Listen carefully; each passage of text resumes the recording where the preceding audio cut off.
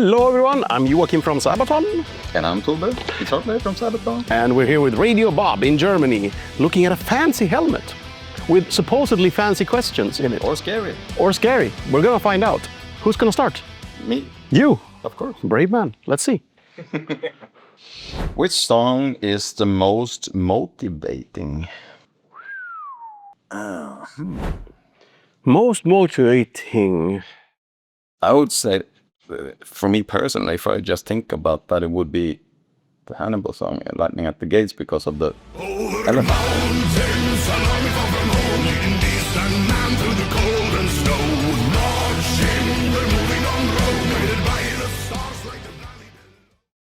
Yeah, I mean, he took the tough path. It's cool. It's like Arnold Schwarzenegger. You're the first one to compare them in that way. Your mind is wonderful, but weird.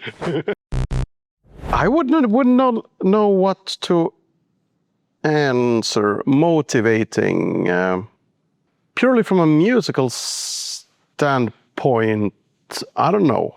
If I was doing something and wanted an up-tempo track to do some physical activity to, I guess that's the Duelist, actually.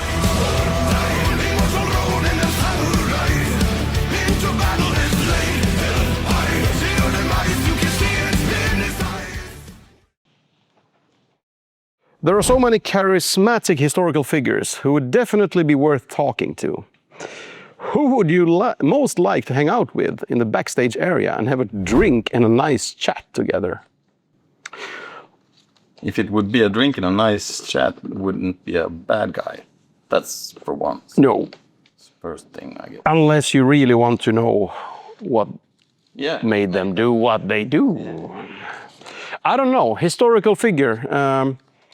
I don't think there's anyone or too many in the military I would like to do that with, actually.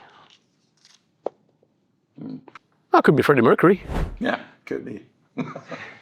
I would love to meet him. Yeah, let's go Freddie Mercury. Yeah, that's the answer. He's a legend. So that's going to be on Legends too. Yeah. Your turn. No. Is there a song that almost didn't make it onto the album? And why did you decide to include it after all? Did one band member in particular push for this song to be included on Legends? I don't know. We pretty much had all the songs. Yeah. And we put every song we write there. We don't really work in the way that we write a bunch of songs and then decides which ones go on.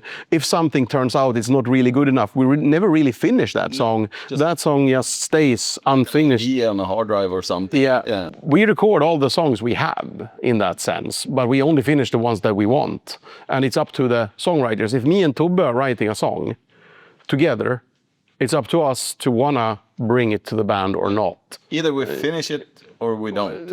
Yeah. There's been several songs that came, years later on other albums. Yes, even from the Heroes era, the one you and Chris wrote. Attack of the Dead Man. Yeah. So it's so. We just couldn't finish it, and we didn't have the right subject matter at hand, or the right legend in this case, or something. Maybe that song wasn't good, but don't throw it away, because maybe that pre-chorus, that would be awesome on this new song I'm writing on. So you keep them for spare parts. And beginner songwriters don't focus too much on every song. Yes, do the best you can, but don't get stuck on like one track for 2 years or something like that. You are gonna get better at it. You're never gonna achieve perfection. And even if you achieve what you think is perfection as a beginning songwriter, trust me, when you listen to that shit 10 years later, ain't gonna be perfect anymore. According to Miyamoto Musashi, the legend from the song The Duelist, the mind should be stimulated in several ways. What do you do to balance your life besides music? And what do you do to stay creative? Yeah, I like old cars and renovate old car. Last one I bought was a wreck, basically. Took me 4 years, but now it's pristine. Volvo, 70s, station wagon. I own it, I drive it, it should be driven. Shouldn't be sitting in a garage or something like that. Deluxe, the DL model. It has the clock, you know. Actually, it's pretty funny. This summer I met the designer of the Volvo 200 series. Him and his brother, they are twins, and they came by my house because we got to know each other. It was pretty cool. He gave me some tips about, you know, how to reduce, what do you call it, air resistance. Airflow, air drag, yeah. Yeah. And he showed me some details, and I remember when I designed this and that, and I was like, wow, this is so cool. Wow, what do I do to balance life? Think about something else sometimes, actually. It could be anything from playing pinball to any sort of physical activity to photography to, you know. Photography, you're a great photographer. I've seen those pictures. You're very nice for saying that, thank you. But not really good. But I walk in nature for sure. Hiking. Not extreme long hikes, but rather anything that demands more than one night out I'm too convenient of a person for that, you know. So I wouldn't, unless it's a special hike, then I could for sure go longer. But most of the stuff I do is one night out and then back or something like that. Do you go for digital photography or analog? Because I feel like that's similar to music is in photography, the discussion. Vinyl, digital, or going on film or going on a SD card. Never went down that thought process, actually. But now that you say it, yeah. But I still also think the answer holds for both. I mean, it's whatever you prefer. One, for sure, is going to be more nostalgic, and one is going to be more, I guess, convenient. Yeah, filled with lots more possibilities. Yeah. Of course you can. But let's say, no matter if you're doing an analog recording then with, you know, old tapes, sure, you might not have the chance to correct that in a computer. However, you made that mistake or something happened and, oh shit, that was cool. We have to live with it and they'll work around that. Working around that could actually create something that becomes your favorite part of that song or the limitations of analog photography. You're gonna have to live with that picture, but maybe there was something in that picture you didn't realize that was really cool. While in digital, you might have taken 15 shots instead, you know? So, small game. Crazy food. Crazy food. Crazy food. All right. Which historical dish from the suggestions would you most like to try? Please read the recipe aloud before discussing your favorite. Okay? You can start with that. Medieval roast hedgehog. It must be gutted, then tied up like a chicken and either wrapped in pastry or roasted directly. It is then eaten with what is that? Sauce? Ginger and cinnamon sauce or wild duck sauce. Yeah. Hedgehog. This sounds horrible. Wait. I don't want to eat a poor hedgehog. It's dead already. True. What? Oh, Well, there's a picture in that or something. it's the poor hedgehog. No, that's the dormice. Do you say it like that? Dormice. Dormice. Dormice. I don't know. Stuffed. Stuffed. This one, stuffed. Stuffed dormice or dormice. A dormice stuffed with a mixture of minced pork, crushed nuts, and black pepper. Sewing them shut and then roasting or boiling them in broth before serving. Honey and poppy seeds are used for glazing and adding a layer of sweetness. I'd rather go with the hedgehog so far. What? I think I'd rather have this than the hedgehog, actually. Yeah. I don't like the spice combo in the hedgehog. Spaghetti and meatballs. No, I'm just kidding. Shit. Feshik is a traditional Egyptian dish made from fermented, salted, and dried fish. Sounds like surströmming. Mm-hmm. Like a Swedish traditional dish. It sounds like that. We'll see. The fish is gutted, heavily salted, and fermented in airtight barrels for several weeks. After maturing, it is usually eaten raw. It's surströmming. It's surströmming. Let's have that. We eat this every August in Sweden, so yes, that's one. That's one. Yeah, you can, the one you see people puking on the internet when trying to... Yeah. But it's not a hedgehog in marmalade or whatever. With cinnamon on it. So we go with the fish. Fish, yeah. Okay. Absolutely. Okay. Omega-3s are good for you. Yes. Your turn. No way. No, changing your mind as well. Which song are you most looking forward to play live? Do you have a feeling which song is the best at an epic stadium show? Is there a song the crowd would particularly enjoy singing along to? You start with your favorite. Which one do you look forward to at least? Yeah. Can I really reveal that now here? Not why, maybe. But I mean, can I say that song even? Yeah. Tracklist is gonna be out. All right. So I would say it's probably Crossing the Rubicon. Uh-huh. Yeah. I love that song.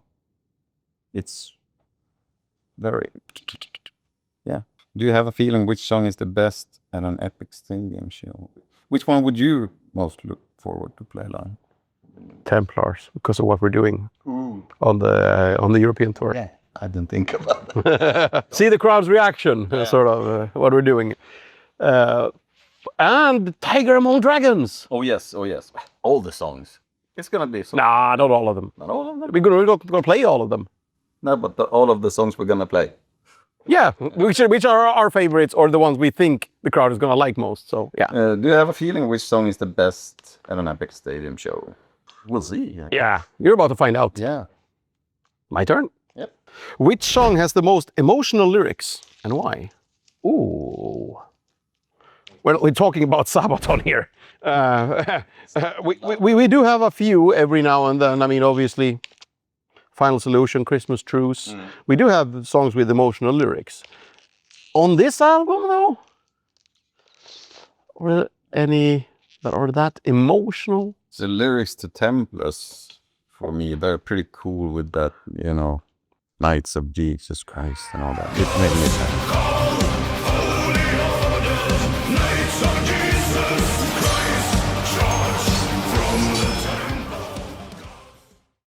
Yeah, religious. Yeah, Or something that made you emotional I would say that. in the sense of why you were researching the backgrounds of the stories. In that case, it would be The Duelist for me, sort of Miyamoto Musashi as a young boy, without parents in that sense, and it goes for Vlad as well, the Impaler.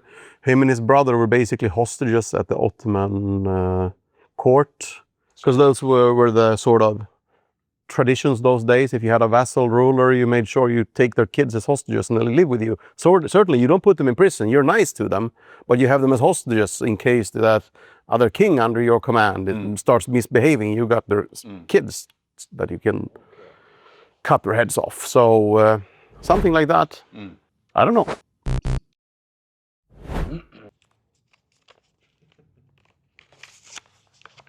The song I Emperor is written from Napoleon's perspective. How difficult was it to write the lyrics from a legend's first-person perspective? Was there a difference while writing compared to looking at it from the outside?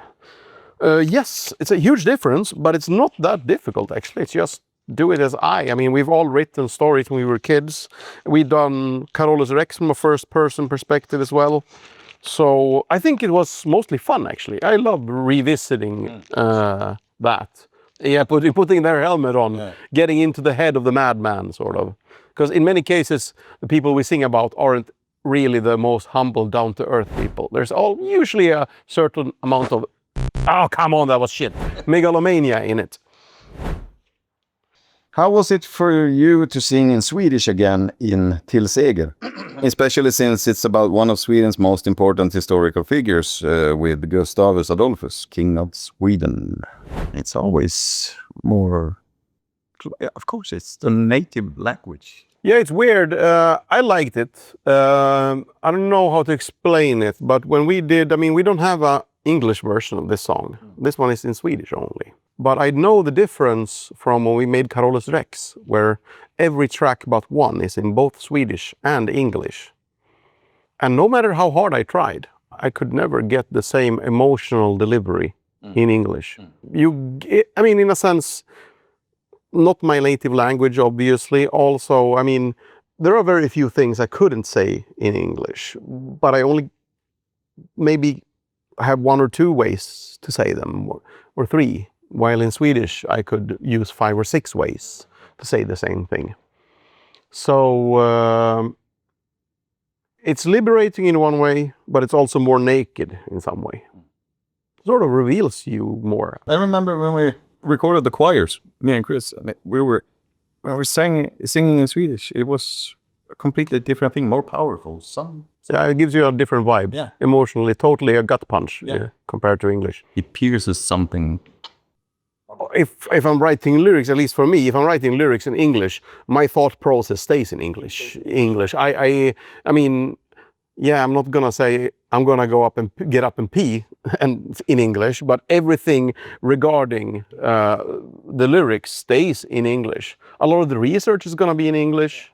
I mean, not for Carolas Rex, then was the other way around. We had to translate to English from Swedish many times because the sources were Swedish books written by Swedish historians, not all of them translated. So there was some translation, but for this album, for example, when we're not talking about Gustavus Adolphus or Till Seger, all of that was 100% English material or translated from source language to English. And at that point, you don't leave that mindset, really. Let's do another one. So, you have now explored many different eras in your new songs. Which one would you most like to live in? Oh, follow-up question. Would you perhaps try to become a musician there? A musician, sorry. Or would you have a different dream job? Well, can I choose nobody? I mean, all of these are pre-antibiotic modern medicine era things. This is gonna be horrible. We would be dead anyway. Yeah, would probably not made it past. You wouldn't make it to adulthood most likely. Oh. And if you did, you probably have 15 kids and only 5 survived, or something like that. Which one would I most like to live in? None of them at all, actually. People, you like to say that, oh, I wish we used to do warfare like back in the old days. It was more honorable then. No, you're wrong. It was horrible. People poisoning wells, burning civilians left and right. No. We live in a much better world today than any of these people, and we should be thankful for it. But if I had to choose one, I mean, just for the hell of it, let's go back in time for real, because Napoleonic era, hugely interesting, yes. But I'm very bad at French. No, I'm kidding. But it's very well documented, and it's closer to us. Ancient Egypt, though. Senusret III. How much new stuff that nobody alive today find out. Yeah, at least for myself, So, become a musician in ancient Egypt? Nah. Would you have a different dream job? Pharaoh. So you could. And you? Yeah. Which era? I don't know. They're gruesome and they're not good for you, either of them. Which one? Okay, I'll turn it for you then. Which one would you least like to live in of these eras? I don't know. In the 70s. Am I okay with that? Next one. The 70s, that's going to be ancient history in 2 weeks, motherfucker. Your ancient history. Yeah. Jeanne d'Arc is a French national heroine. What made you decide to dedicate a song to her? Your song Made of Steel shows how much she was guided by her unshakable faith. Do you yourself believe in something, in a higher power or in God? Want to break it down? What made us decide to dedicate a song to her?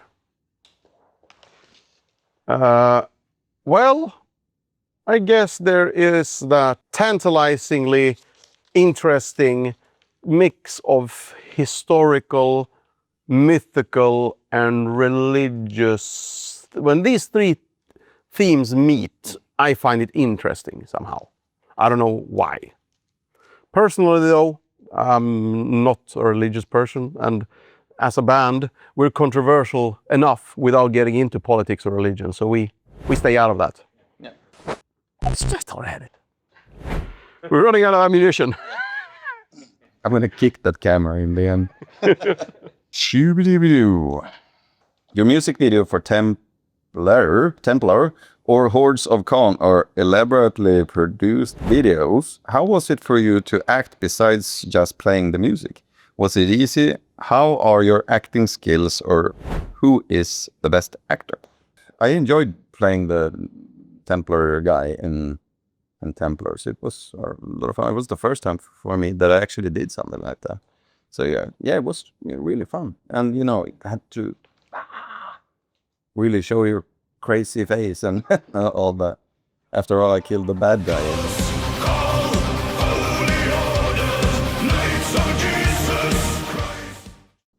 That was cool. I enjoyed it very much. So how does it work on a set? It's a lot of hurry up and wait, and you know, in those heavy. How hot was that day? It was, and I had a fever.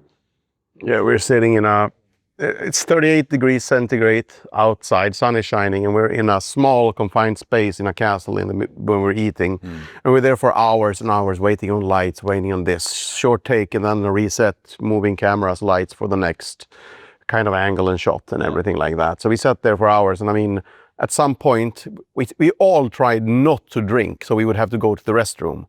But yeah, at some point you have to. Yeah. And imagine, you know, going to the toilet with that on. All that. And I mean, it's not like we have a toilet next door. We're in a fucking medieval castle. Out, walk over half the courtyard, up to the cafe in Templar uniform. Tourists stopping us, taking pictures with us because they thought we were a part of the tour. So they're walking around like, hey, come over here. Like, you work at the castle. Take a picture with me. Like, no, I don't. Was it easy? How was it for you to act besides just playing the music? I prefer those videos, actually, when we're not performing. Yeah. But when we're doing more acting stuff. Even though I'm a shitty actor, but the best part is when I get a small role and you know, don't have to do, Joakim, look angry, walk that way. Thank you, I can do that. Yeah. How are your acting skills, or who is the best actor? Oh, they are lousy, I would say. Okay, ammunition needed. Which song on the new album Legends do you think has the hardest riff? Why is it so special? Was the guitar riff a spontaneous inspiration, or did it develop over time? Well, that's a question for you. Yeah, I would say Impaler, definitely. Impaler? Yeah. It's very heavy, and I like those Phrygian things. Wasn't the question about the riff? Hardest riff? Yeah. Ah, yeah, hardest as in hard, or hardest as in, oh, that shit is hard to play. The most difficult? Well, I think must be... Rubicon or Duelist. Yeah, Rubicon, I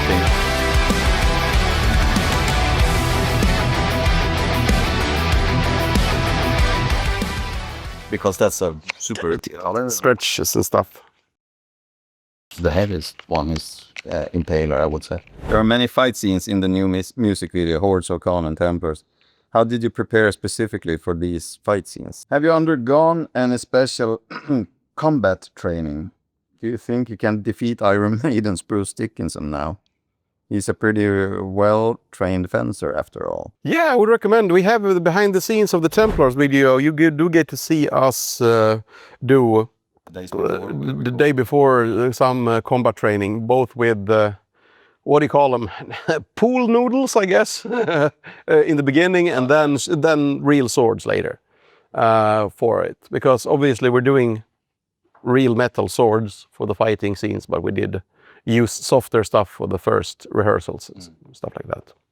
So, and Khan, we did some combat training as well for Chris's jump, and then deflecting for Khan. But it wasn't so much fighting on our side. It was more choreography, so Khan could hit us in the right order, and we would sort of step back in a sequence that will put Khan at the right point at the right time. Yeah. Both of the videos had us on the ground one day in advance, testing costumes and also combat training or choreography, I guess, you know, depending on how you look at it. Yeah. About the Bruce Dickinson question, I know I would. Would you? Able to fight him down? With one of those Pool-Nudels? I'll Pool-Nudel him to death. That's good. Bruce, I got a Pool-Nudel, I'm coming for you. But are you doing some martial arts or something? No, Chris has got combat training. He's been in the Swedish Army doing the service. But he's the only one who did complete route. Yeah. Next one. Which story impressed you most when writing the songs and why? For me, Miyamoto Musashi, because of I'd heard of him before. Knew he was a legendary duelist, as the title will suggest. But what I didn't know about him, which speaks to my ignorance in a sense, is that how much of a philosopher he was. So when I wrote the lyrics for that one, I read his book, The Book of Five Rings. And while I wouldn't say it's an easy read, it showed me a whole different side of the man. I guess both the philosophical and spiritual side of things, which was highly interesting. Yes! You got it. At least the sort of... The stand. No. It was maybe not the glass of the lens, but I hit the lens. Fair enough. I got proof. Can we get an instant replay of that? Yeah.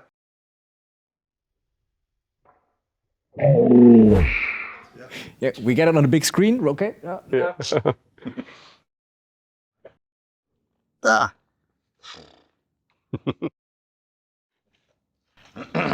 Templars. Why did you decide to show specifically the downfall of the Templars in the music video? Wouldn't it be easier to talk about their heroic achievements? How hard was it for you to shoot the battle scenes in heavy armor? Well, the heat didn't make it easier. And you were really sick on top of that. Yeah. And it was a different day, but still brutal heat. And staying in those clothes for a long time was kind of hard. So when we had a few things that day that we did together, but then luckily enough, I think it was me who started. So once we'd all been into gear, done everything we should, do the walk together and stuff like that, and the intro scene, everybody else could undress. And I went into shoot mode. On the other hand, then I was done. While my death was filmed, I was like, okay, you can leave your dress now, or your uniform. So that was the nice part about it, that on that day at least, we didn't have to stay so long in the armor and uniform. The last day was the tough day, when we were in the basement of that. That was the first day. Was it the first day? Yeah. But the reason we focused on that, it was the downfall of the Templars is sort of started so many myths, conspiracy theories and everything. So it was the most tantalizing. And it would be tricky to film in Jerusalem and film that scene, if we're talking about battles. And if we die in a video, we have to act less, even better. Oh, I got a long one. Oh shit, sorry. I messed up. In your music video for Hordes of Khan, you can see a poster for Sabaton's final tour, No More Wars, No More Tours, from the year 2039. Can you tell us about this fictional future?